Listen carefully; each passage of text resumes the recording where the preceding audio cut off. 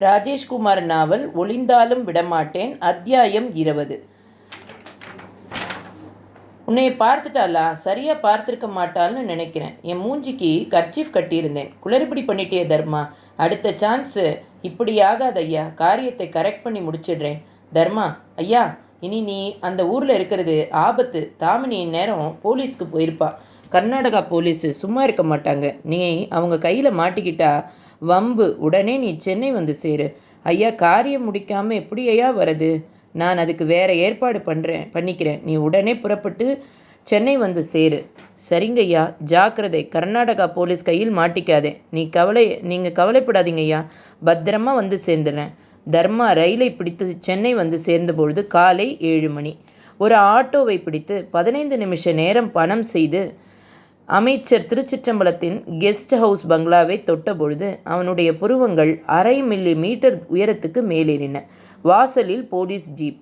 பங்களாவின் போர்டிகோவிலும் மற்ற பகுதிகளிலும் காக்கி யூனிஃபார்ம்களின் நடமாட்டம் தெரிந்தது. தர்மா மெதுவாய் தயங்கி உள்ளே நடை போட்டான். காவலுக்கு நின்றிருந்த கான்ஸ்டபிள் அவனை லட்டியால் நிறுத்தினார். யாரப்பா நீ? நான் மினிஸ்டரோட பர்சனல் டிரைவர். இங்கே எதுக்காக இவ்வளவு போலீஸு?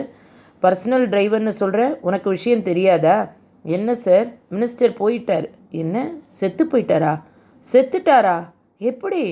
எப்படின்னு கண்டுபிடிக்கத்தான் இத்தனை பேர் இப்போ அல்லாடிட்டு இருக்கோம். கொலையா தற்கொலையான்னு தெரியல. 102 இன்ஸ்பெக்டர் இந்த ஆளைத்தான் தேடிட்டு இருந்தார். நீ அவன் கூட அரட்டையாக அடிச்சுக்கிட்டு இருக்க. ஆளை கொண்டு போய் முதல்ல இன்ஸ்பெக்டர்கிட்ட நிறுத்து. வாயா போலாம். உள்ளே நடந்தார்கள். பங்களாவின் பக்கவாட்டில் இருந்த நீச்சல் குளத்தை நோக்கி கான்ஸ்டபிள் கூட்டி போனார். குளத்தை சுற்றி போடப்பட்டிருந்த சிமெண்ட் திட்டின் மேல் நீளமாய் படுக்க வைக்கப்பட்டிருந்தார் திருச்சிற்றம்பலம். அவர் மேலாக போர்த்தப்பட்டிருந்த வெள்ளை துணி திட்டாய் ஈரமாக கிடந்தது. டாக்டர் ஒருவர் துணியை விளக்கி பரிசோதித்து கொண்டிருந்தார்.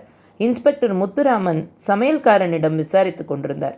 நீ பார்க்குறப்போ உயிர் இருந்ததா? இல்லைங்க, குளத்தில் அசையாமல் மிதக்கிட்டு இருந்தார். அதை பார்த்துட்டு தான் நான் போலீஸ்க்கு ஃபோன் பண்ணினேன். வீட்டில் வேறு யாரெல்லாம் இருக்காங்க? நான், எனக்கு ஒத்தாசையாய் சமையல்கார பொண்ணு, தோட்டக்காரர், அப்புறம் தர்மாவா? ஐயாவோட டிரைவர். அவருக்கு வலதுகை மாதிரி. எங்கே வந்த தர்மா? வெளியூர் போய் 4 நாள் ஆச்சு. கான்ஸ்டபிள் குறுக்கிட்டார். சார், தர்மா வந்துட்டான் சார். முத்துராமன் திரும்பினார். வந்து நின்றிருந்த தர்மாவை மேலிருந்து கீழ்வரை அளந்தார். அவன் அதிர்ச்சியோடு லேசாய் கண்கள் கலங்கி போயிருந்தன. நீதானே அது? 4 நாளாக எங்கே போயிருந்த? வெளியூர். எந்த ஊருக்கு? ஒசூர். எதுக்கு போயிட்டு இருந்த? கட்சி வேலையா ஐயா என்னை அனுப்பியிருந்தார். நேத்திக்கு சாயந்தரம் ஃபோன் பண்ணினப்ப என்னை திரும்ப வர சொன்னார். இப்படி பிணமாக கிடப்பார்னு நான் நினைக்கவே இல்லை. நிற்க முடியாமல் பக்கத்தில் இருந்த தூணை பற்றி கொண்டான். 2-3 வாரத்துக்கு முன்னால் அமைச்சருக்கும் நடிகை தாமினிக்கும் தகராறு வந்தப்ப தாமினியோட மேனேஜர் கம்ப்ளைண்ட் பண்ணினாரே, உன்னைத்தானே குறிப்பிட்டார்னு நினைக்கிறேன். ஆமாங்க ஐயா சொன்னார். தாமினிக்கும் அவருக்கும் என்ன தகராறு?